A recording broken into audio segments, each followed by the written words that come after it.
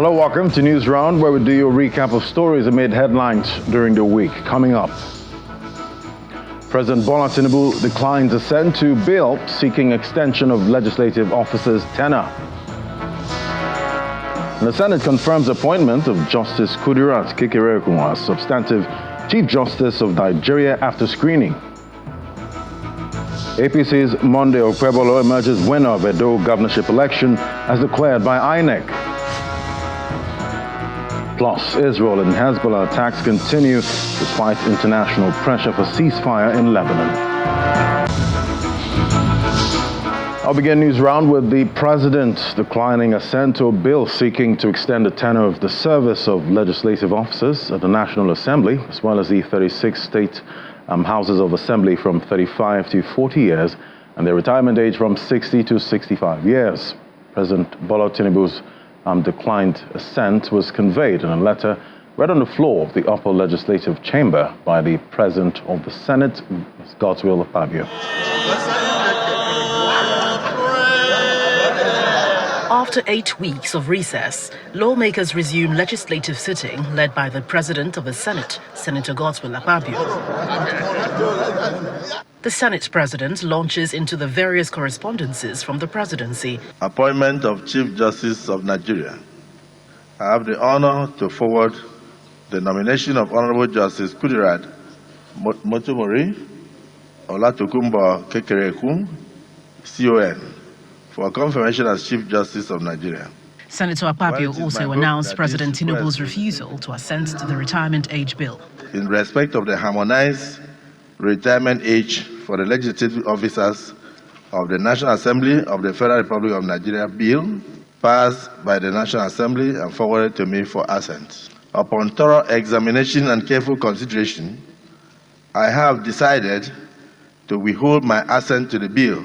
This decision is made in accordance with the powers vested in me by the Constitution of the Federal Republic of Nigeria.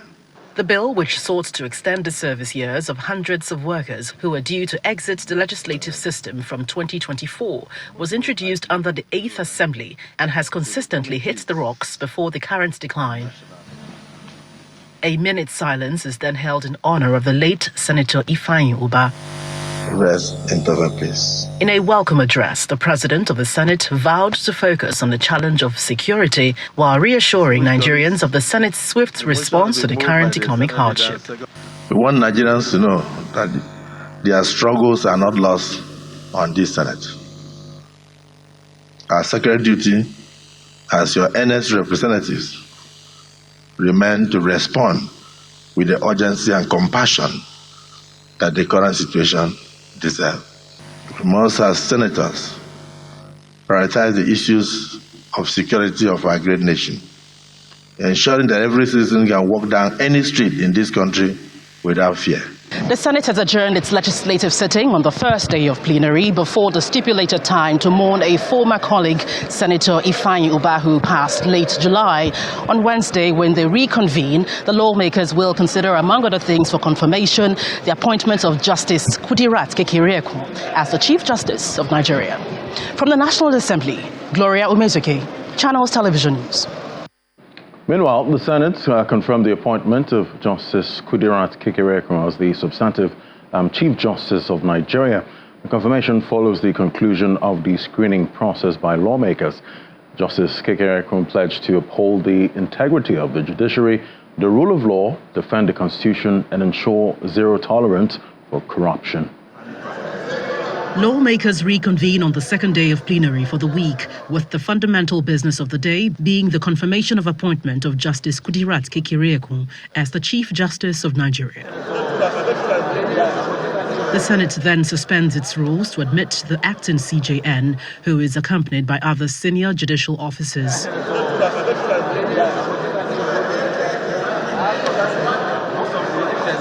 Justice Kekereekun reels out her leadership qualities before the commencement of the screening. I was the first presiding justice in the Makurdi division of the Court of Appeal. I set up that division of the Court of Appeal. On the 8th of July 2013, I was appointed a justice of the Supreme Court of Nigeria. I was the 5th female to be appointed to such a position. In the course of my career as a judicial officer, I have always strived to maintain my integrity, to uphold the rule of law, to ensure that I do justice in all the matters that come before me. I will ensure that there is zero tolerance for corruption. The Deputy Senate President begins by validating her pedigree.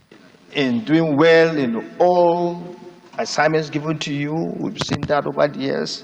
So how will you bring that to bear in ensuring that we have integrity in the performance of our judiciary? Senators across the 6 geopolitical zones took turns to interrogate the nominee.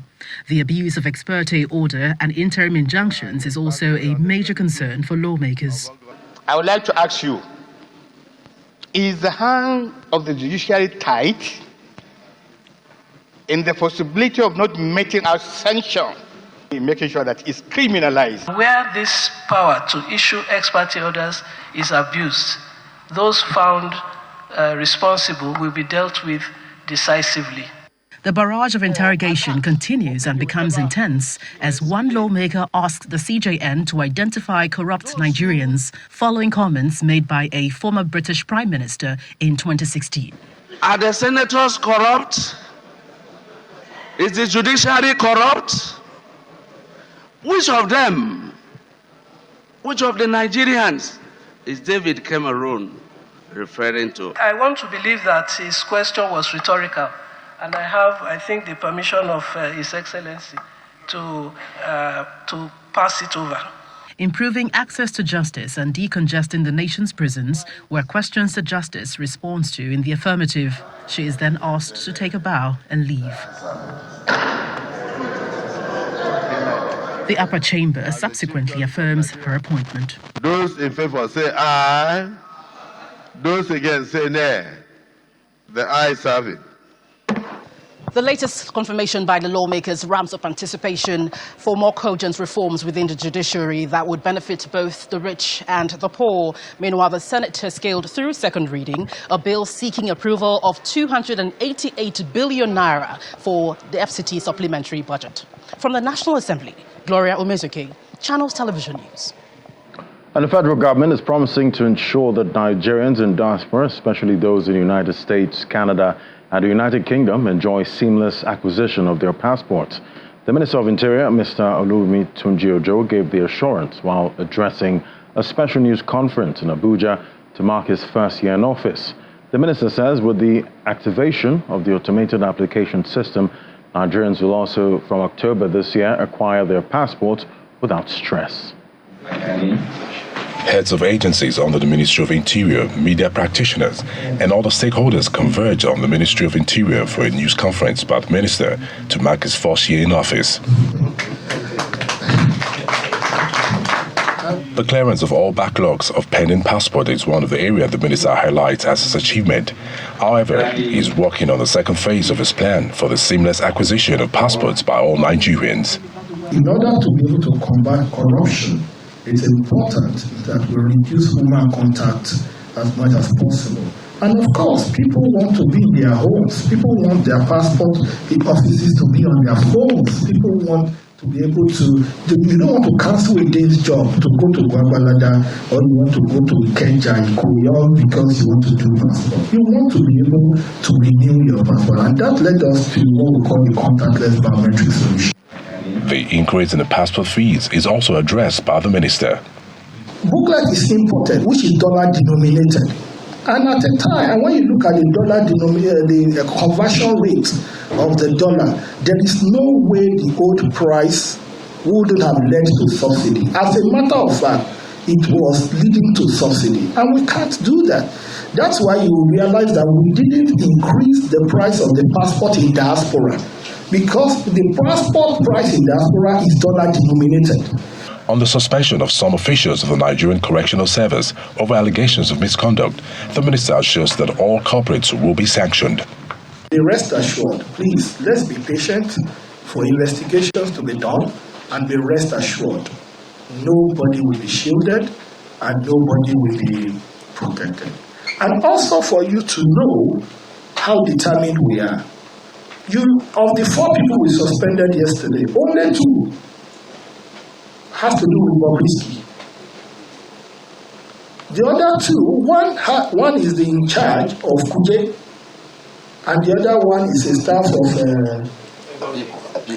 Afipo in Leboi. It's not about Bobrisky. It's because now we have said zero tolerance to discipline in all our services. The minister is optimistic that agencies under the ministry will continue to provide quality service delivery as it begins its second year in office. And the House of Representatives has referred a motion to allow other petroleum marketers lift premium motor spirit directly from the Dangote refinery to a joint National Assembly ad hoc committee.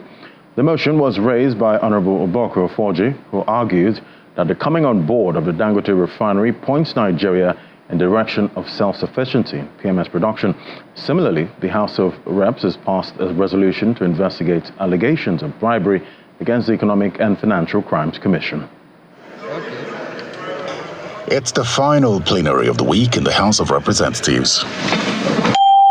The back and forth in the petroleum industry regarding the Dangote refinery takes center stage as the House debates the decision of the NNPC to be the sole lifter of PMS from the refinery. Mr. Speaker, the House resolved, or is the federal government to mandate the NNPCL and the Dangote refinery to allow the independent marketers to lift PMS from the Dangote refinery. Mandate the Nigerian National Petroleum Corporation Limited, NNPCL, to reveal the price it sells crude oil to the Dangote refinery, and also mandate the Dangote refinery to reveal the price it sells PMS to the NNPCL to ensure transparency. We may recall that a couple of weeks ago we set up an ad hoc committee, which was inaugurated, I think, yesterday or 2 days ago, on this same subject matter. I do not think at this level that the issue of NNPCL and Dangote refinery should be confined to the committee level. I want to suggest and amend the prayers in the motion that the GMD of NNPCL should be invited, summoned by this House. The Speaker guides the debate to a conclusion. We are supposed to inaugurate the joint House and Senate committee to investigate this issue holistically. But we decided after consultation that we should make the announcement today of the membership and fix a date next week for the inauguration of this committee. And one of the terms of the reference is to look into this same thing you are talking about. So I think it will be a duplication of efforts. Another matter before the House is the allegation of bribery against the Economic and Financial Crimes Commission, following a trend in social media voice conversation involving one Idris Okuneye, a cross-dresser sentenced earlier this year to 6 months in prison for mutilation of Naira notes. The House also notes the publication alleges that the Economic and Financial Crimes Commission, EFCC, dropped money laundering charges against Idris Okuneye, also known as Bobrisky, upon collection of the sum of 15 million naira.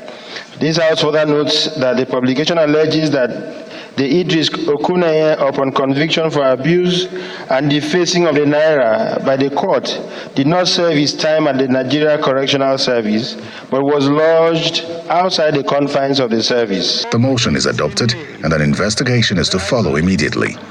The House then turns its attention to a motion calling for the commencement of academic activities at the University of Maritime Studies. The House notes that the legislative framework which upgraded the Maritime Academy of Nigeria, Oron, to the University of Maritime Studies, Oron, was assented to by the former President Muhammadu Buhari, GCFR, in 2023. Part of the resolutions is to invite the Minister of Education and the Executive Secretary of the Tertiary Education Trust Fund to explain the delay in the commencement of academic activities at the Maritime School. Terry Ikumi, Channels Television News. And when News Round returns, Justice Binta Yako is to step down from Nnamdi Kanu's trial. Details soon. Just stay with us. And thanks for staying with us. To other stories now, the Independent National Electoral Commission, INEC, has declared the All Progressives Congress candidate, Senator Monday Okpebholo, as the winner of the governorship election in Edo State. Senator Okpebholo beat his main challengers, the candidates of the People's Democratic Party, Asuo Godalo and that of the Labour Party, Olumide Akpata. The national chairman of the APC, Mr. Abdullahi Ganduje, congratulated Mr. Okpebholo of his victory at the poll and appreciates all members of the party and other stakeholders who believe contributed to the success of the party. Members of the All Progressives Congress, APC, in a jubilant mood following their victory at the just concluded Edo governorship election.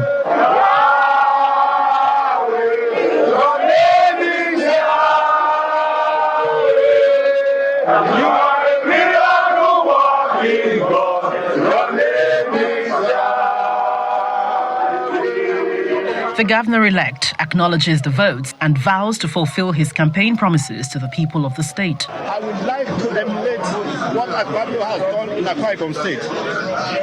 Edo will receive a new transformation. By the grace of God, Edo is back again. The president of the Senate and a former governor of Edo State share their thoughts on the outcome of the election. This is a turning point in the politics of Edo State. The will of God has been done today. I regard this day as a day of liberation. Everything and anything that God cannot do does not exist. Thank you. And that is why when ordinary men and women boast of their power, those with wisdom knows that power resides only with God. An elated national chairman of the party is full of appreciation for the governor-elect and all party faithful. This exercise was a difficult exercise because we were competing with a sitting government. Not only a sitting government, with a governor who was one of our own before. You know, children of the same father with different mothers. When there's always a contest, it is always very keen. So we did not part well. We parted in pieces when he left our party, the PDP. The North Central Elders Forum of the party are also here to share in the victory. They also congratulate the national chairman for his victory at the Federal High Court. The second success that we recorded this morning is on winning the suit that was filed against you before the Federal High Court. For your removal as the national chairman, we are happy that the suit was struck out. The party is promising to take the same energy into the Ondo State governorship election. And away from politics, now the presiding judge in the trial of Nnamdi Kanu, leader of the indigenous people of Biafra, Justice Binta Nyako, has recused herself from the trial. Justice Nyako withdrew from the trial after Mr. Kanu made an oral submission accusing her of non-compliance with the orders of the Supreme Court. At a resumed court session on Tuesday, Mr. Kanu directly told Justice Nyako that he no longer had confidence in her handling of his trial. The detained leader of the indigenous people of Biafra, Mazi Nnamdi Kanu, arrives Justice Binta Nyako's courtroom for the hearing of a case on alleged terrorism instituted against him by the federal government. He is received by his loved ones in the field courtroom. Yes. At the resumed hearing, the counsel to the federal government, Mr. Adegboyega Awomolo, told the court that he was ready for the commencement of trial. However, the counsel to Mr. Kanu, Mr. Aloy Ejimako, tried to persuade the court for an adjournment on the grounds that his client had not been given the opportunity to prepare his defense. This is judgment of the Supreme Court. At this point, Mr. Kanu interjected, asking the judge directly to recuse herself from the case as he no longer had confidence in the court because she did not abide by the decision of the Supreme Court. It made it very clear. He based his remarks on the Supreme Court's decision, wherein the Apex Court questioned the jurisdiction on where the alleged broadcast he made, which the federal government is charging him on, was made. He added that the refusal of the Department of State Service to obey the court order was understandable, but for the court to refuse to obey an order of the Supreme Court was regrettable. While recusing herself, Justice Binta Nyako says she'll be sending the case file back to the Chief Judge for reassignment and further necessary action. Though the prosecution counsel urged the court to proceed with the trial, Justice Binta Nyako says she was reminded to recuse herself from the case and has done that accordingly. Mr. Kanu and his lawyer give reasons on his decision. This cherry picking of what was contained in the Supreme Court judgment is what I'm against. Yes, that's correct. It should be implemented holistically. Yes, I'm not against facing any trial. Judgment. After all, I'm innocent, they have not been against me. But there cannot be any trial when key sections of the Constitution and a key Supreme Court judgment has been violated by a court of law. The court was insisting in the face of all this, especially the injustice of not allowing him his constitutional right to fair hearing, the court was insisting on proceeding to trial. That left our client with no choice than to express his loss of confidence in the impartiality. The counsels will now wait for the Chief Judge of the Federal High Court to reassign the case. Emanuela Ekele, Channels Television News. And in Kwara State, 5 suspects involved in the Offa robbery incident have been found guilty of illegal possession of firearms, armed robbery and culpable homicide. In the ruling, Justice Halima Salman of the Kwara State High Court stated that the offences are punishable by death. In 2018, Offa in Kwara State was thrown into mourning after suspected armed robbers attacked 5 banks in the town. This attack claimed more than 30 lives, including 9 officers of the Nigeria Police Force.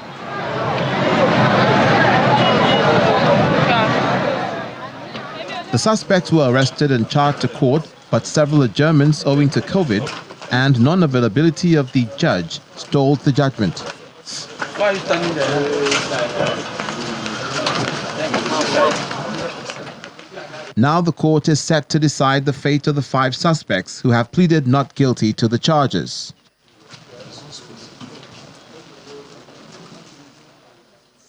After 3.5 hours, Justice Halima Salman of the Kwara State High Court found them guilty of culpable homicide, armed robbery, and illegal possession of firearms. Justice Halima Salman pronounced death by hanging for charges of culpable homicide and armed robbery, and 3 years in prison for charges of illegal possession of firearms. Briefing journalists, the prosecuting counsel commenced the court for the judgment. And we all know what we proved and the evidence, the witnesses that testify, the exhibit we tendered, and from the totality of the evidence before the court, it shows clearly that the prosecution proved his case beyond reasonable doubt, and the judge accordingly gave judgment. We know, not only the trial, the main person who originated the Aduku himself died. So in police custody, that's why he's not one of them that is convicted today. But evidence clearly showed that these people were involved in the robbery, and even by their own. So they were involved not only in the robbery but in the killing of people. So that's what we were able to establish. However, the defense counsel says judgment will be appealed. The judgment is not come by surprise to me. Of course, in line with the evidence that is in court and vis-a-vis the evidence of the prosecutions and what have you, and the evidence before the court, we emphasize that definitely it's going to be like this. It's an automatic appeal. It's an automatic appeal, and definitely it's going to stay. So I think it's one of those things that Mr. Emeribi have started doing, comparing the record and what have you, so that at least we move to the upstairs. The judgment is undoubtedly what the prosecution was hopeful for. Now they'll be watching keenly on the result of the appeal by the defense counsel. Our news round ends with the Israel and Hezbollah tit-for-tat attacks that have continued despite international pressure for a ceasefire. Hezbollah is showing it's not willing to back down and continues to fire rockets at Israel. The Hezbollah group says it attacked the areas of Tiberias and Haifa in northern Israel. Meanwhile, the Syrian Defense Ministry said in a statement that 5 soldiers were killed and 6 injured following a strike carried out by Israel. The statement adds that the attack, which took place in the early hours of Friday, was targeted at one of their military sites on the Syrian-Lebanese border in the Damascus countryside. Lebanese officials say more than 27,000 people have fled Lebanon since fighting began, and more than 70,000 internally displaced persons have taken refuge in 500 shelters set up across the country. And those were the top stories for the week. Thank you for watching. I'm Nnamdi Williams. Bye for now.